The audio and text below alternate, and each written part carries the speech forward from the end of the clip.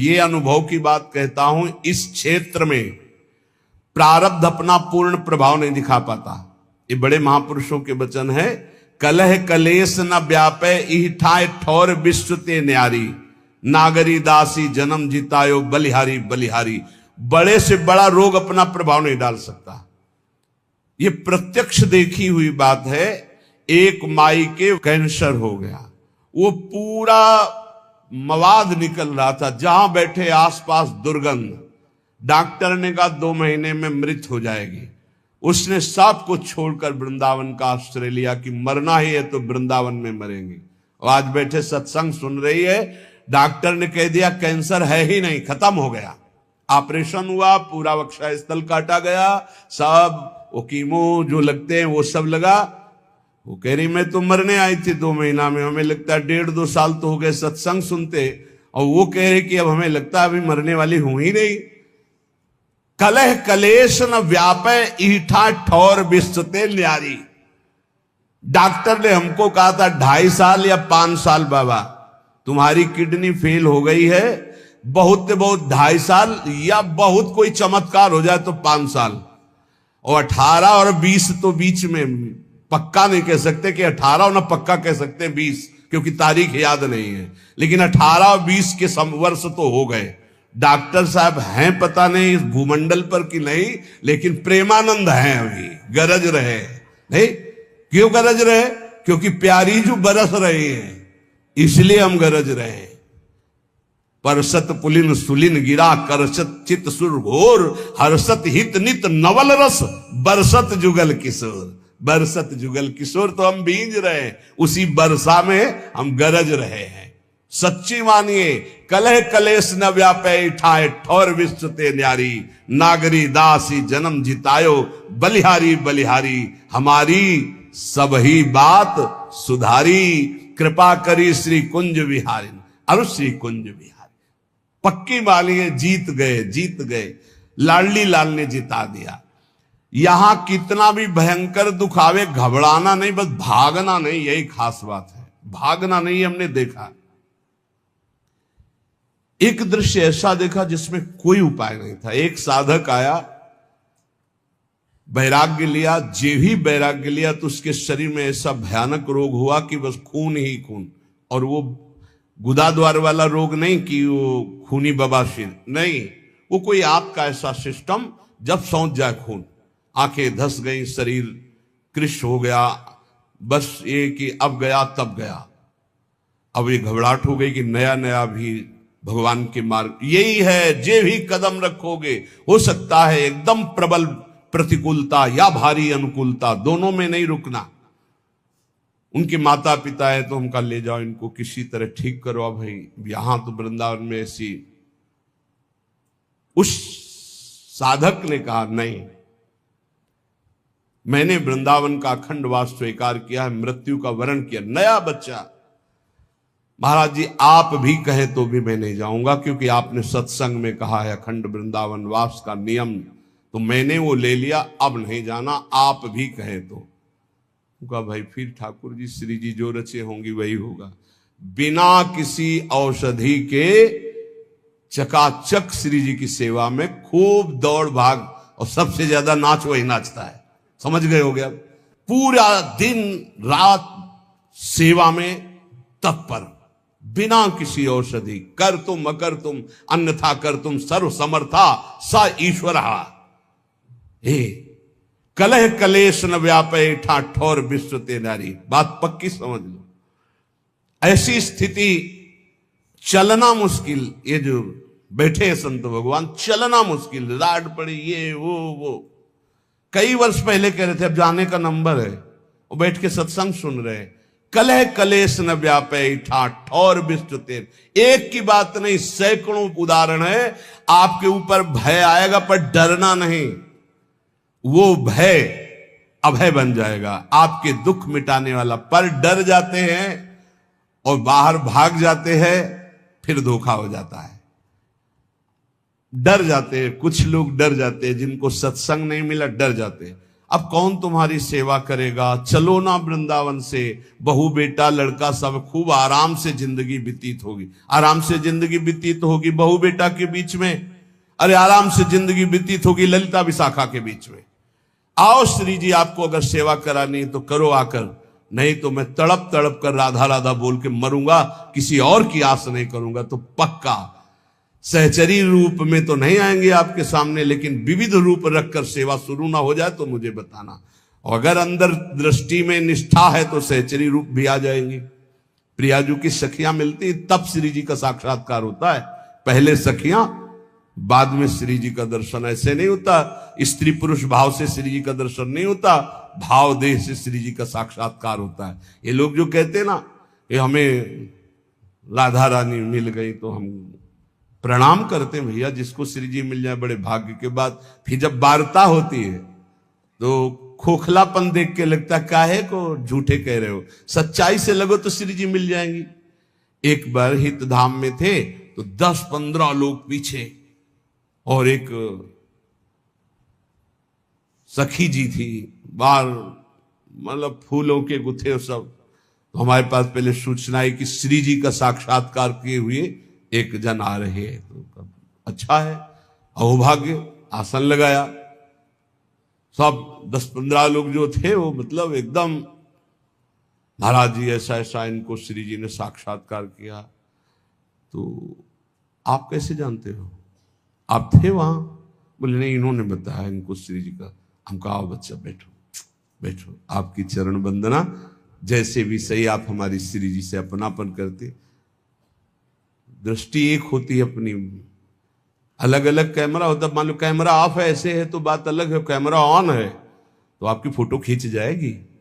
तो on camera से जब देखा तुमका बच्चा श्री जी मिली? बोले नहीं स्वप्न में। उनका बच्चा स्वप्न में श्री जी मिली? बोले नहीं ऐसे भाव में। तो उनका बच्चा भाव समझती हो? बोले वही तो जानने आए हैं। हमका भैया आप लोग व्यर्थ में ऐसा इसका प्रचार प्रसार करके इसके जीवन को गलत रास्ते में मत डालिए। अभी सही भाव है, बच्चा है, अभी भगवत मार्ग में चलिए। श्री जी का दर्शन स्त्री पुरुष भाव से नहीं होता, वो जब भाव देह की प्राप्ति होती। श्री जी ऐसे, अरे लालजू के दर्शन मुश्किल है, फिर श्री जी जो लालजू अपने हृदय रूपी गुफा में छुपा के रखते हैं। श्री वृंदावन मध्य बहु दुखे नाप या तो जन्मई तक, पहले सहचरी के दर्शन फिर श्री जी के दर्शन। देखो एक महापुरुष बन गए श्री जी की सहचरी कृपा से। उनकी पत्नी का नाम किशोरी था, वो पधार गई, बहुत आसक्त थे। आसक्त चित्त वाले हमारे काम के होते हैं। पूज्य श्री जी गोस्वामी जी के पास जैसे कोई दीक्षा लेने जाता तो सबसे पहले पूछते तुम्हारा लगाव कहां है? बोले पुत्र में, हो जाएगा, काम हो जाएगा, आओ। तुम्हारा लगाव कहां? स्त्री में, हो जाएगा। एक आए, उस समय 1 लाख स्वर्ण मुद्रा रखी, कहा शिष्य बना लो। तो बोले आपका लगाव कहां है? बोले विश्व में कहीं नहीं। उन्होंने समझा ऐसा बोलने से महात्मा ज्यादा प्रसन्न होते हैं कि अनासक्त है, कहीं आसक्त नहीं। उन्हें हमारी तो कहीं आसक्ति नहीं, कहीं तो होगी। बोले कहीं आसक्ति नहीं। बोले ये रुपया उठाओ और काशी जाओ, काशी में किसी सन्यासी को गुरु बनाओ तो तुम्हारा काम हो जाएगा। हमारे पास तो आसक्त चित्त चाहिए, आसक्त है उसको मोड़ दिया प्रियालाल की तरफ, वही काम बन गया। हमें अनासक्त नहीं चाहिए, अनासक्त हो तो सन्यासी बनो, जाके काशी जाओ। नहीं दीक्षा दी। वो पत्नी में आसक्त था, उसकी पत्नी पधार गई। कभी कभी बड़ी आसक्ति का प्रभाव देखा है। सैमसी में गुरु आश्रम में थे तो एक वयोवृद्ध आए, तो पूजा सुबह करने के लिए बस एक ही छवि निकाल के एक माता जी की रखी। तो हमने सोचा गुरु माता होती हैं, उनका बड़ी निष्ठा, कोई और भगवान नहीं। अगरबत्ती लगाई ऐसे, बस मतलब दुखी मन से। तो हम तो नए अवस्था थे, भगवान कितना उच्च कोटि का भाव इनका गुरु माता पे। तो नजदीक गए, उनका बाबा आपकी गुरु माता है? गुरु माता नहीं, उनका कोई देवी का अवतार है, हमारी पत्नी है। जो कथा शुरू की है सो पीछे खसक लिए, और हम समझ रहे, हम मानते हैं आप पत्नी में भी भगवत भाव करें तो आपको भगवत प्राप्ति हो जाएगी, क्योंकि सब जगह भगवान, लेकिन भगवत भाव नहीं, वहां आसक्ति का भाव। अगर आसक्ति का वही भाव मोड़ दिया जाए प्रभु की तरफ तो बहुत जल्दी लाभ मिल जाता है, क्योंकि आसक्त चित्त होता है। जैसे बिल्व मंगल जी केवल चिंतामणि में आसक्त, तो मोड़ कर दिया तो इंद्रनील मणि में आसक्त होने में देर थोड़ी लगी। गोस्वामी तुलसीदास जी पत्नी में, प्रिया में ऐसा प्रेम, उनका जितना चाम में उतना राम में करते, ऐसा मोड़ हुआ, महापुरुष बन गए। अब वो इतने बावरे किशोरी, हा किशोरी, पर धन्य है कि उनकी पत्नी का नाम किशोरी था, क्योंकि परम पावन स्वामिनी जी का नाम किशोरी जी है। अब वो बरसाने कोई दर्शन करने आ रहे थे तो ऐसे बावरे बने, संग आ गए। लोग गए मंदिर दर्शन करने, वो नहीं गए, पहाड़ में चढ़ गए, लता पता एकांत में बस वो अपनी पत्नी का ध्यान करके, किशोरी तुम्हारे बिना जिया नहीं जा रहा। दोपहर व्यतीत की, शाम व्यतीत हुआ, रात्रि में वो एकांत क्षेत्र, तो उनका और भाव बड़ा, चिल्ला करो हा किशोरी। लाडली जू और लालजू, हमारे लाडली लालजू गहवर वन में विहरण कर रहे थे। देख सखी राधा पिय केल, हरिवंश चंद्र जू कह रहे, ये दो खोरी खीरक गिर गहवर, बिहरत कुंवर कंठ भुज मेली। वहां मोरकुटी में, अभी आपने सुना था एक दिन तटिया स्थान के महान महापुरुषों के वचन, बिहारी बिहारी जी का भाव करके दर्शन करने, तो वहां प्रिया प्रीतम में आवेश आया बिहारी बिहारी। ये परम पावन धाम है। प्रियाजू ने कहा, ललिते देख मुझे कोई पुकार रहा है। ललिता जी ने कहा, प्रियाजू आपको नहीं पुकार रहा है, उसकी पत्नी मर गई है, वो अपनी पत्नी के प्रेम में पागल होके किशोरी किशोरी पुकार। बोले आदि नाम माने प्रथम नाम तो मेरा किशोरी है ना, वो मुझे पुकार रहा है, तुम उनको लिवा के लाओ। तो स्वामिनी की आज्ञा सिरोधार्य। ललिता जी ने सोचा, इस जीव का कितना सौभाग्य कि योगींद्र मुनीन्द्र जिनको ध्यान में नहीं धर पाते, स्वामिनी जी कह रहे लिवा लाओ मेरे पास। जीव ही ललिता जी उसके सामने प्रकट हुई, संपूर्ण विद्या का नाश हो गया। ये देखो कृपा नाम की, किशोरी नाम की कृपा, राधा नाम की कृपा, श्यामा नाम की कृपा।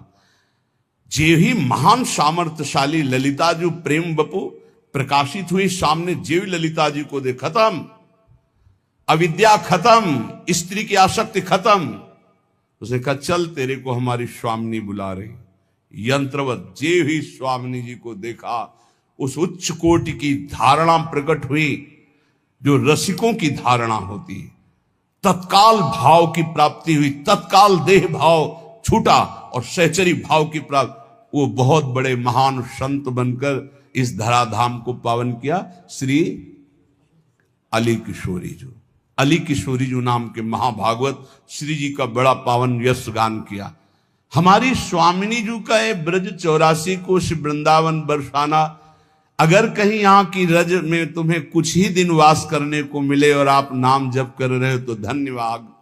और अगर कहीं अखंड वास मिल रहा तो कितना भी दुख आवे छोड़ना नहीं, क्योंकि वो सुख मिलेगा जो किसी साधना से नहीं मिलता। इसलिए कह रहे, श्री वृंदावन मध्य बहु दुखे नापि यातु जन्मई तत्।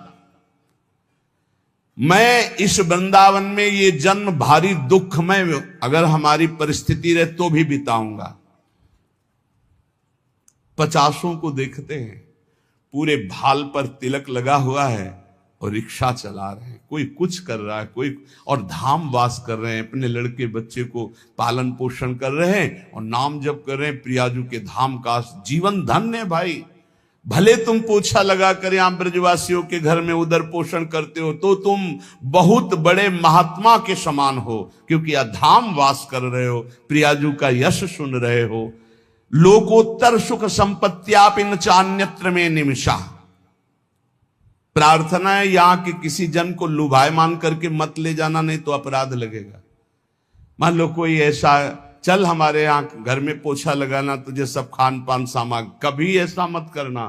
तुम्हारे अंदर दया आवे तो यहाँ एक झोपड़ी बनवा कर उसको यहाँ वास दे देना, वो मांगेगा खाएगा, भगवत प्राप्त होगा तो आपका कल्याण हो जाएगा। यहाँ के किसी जीव को मत ले जाना। यहाँ के तोता, यहाँ पशु पक्षी, यहाँ किसी की, यहाँ की तुलसी, यहाँ के कोई यहाँ का ब्रज 84 कोष का कोई भी लता, कोई भी ऐसा कभी बाहर मत ले जाना। यहाँ की केवल रज ले जा सकते हो और कुंडों का जल ले जा सकते हो, ये आप अपने सेवन के लिए चरणामृत ले जा सकते हो, बस।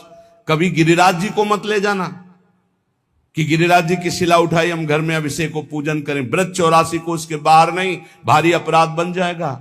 यहां की तुलसी जी को बाहर मत ले जाना, बाहर की तुलसी जी यहां लाके लगा देना। यहां की किसी लता पता की वृंदावन की तमाल है अपने ले जाते हैं और अपने बगीचे में लगाएं, कदापि नहीं, भारी अपराध बन जाएगा। क्योंकि वो महापुरुष वृंदावन सेवन के लिए प्रकट हुआ था, आप उसका वृंदावन चुरा रहे हैं तो आपकी बहुत हानि हो जाएगी। ये सत्संग के द्वारा ही ज्ञान होता है। रजरानी, यहाँ का प्रसाद, यहाँ के कुंडों का जल, यहाँ का चरणामृत, ये ले जा सकते हो आप। बकाया यहाँ के किसी भी जड़ चैतन्य को मत ले जाना।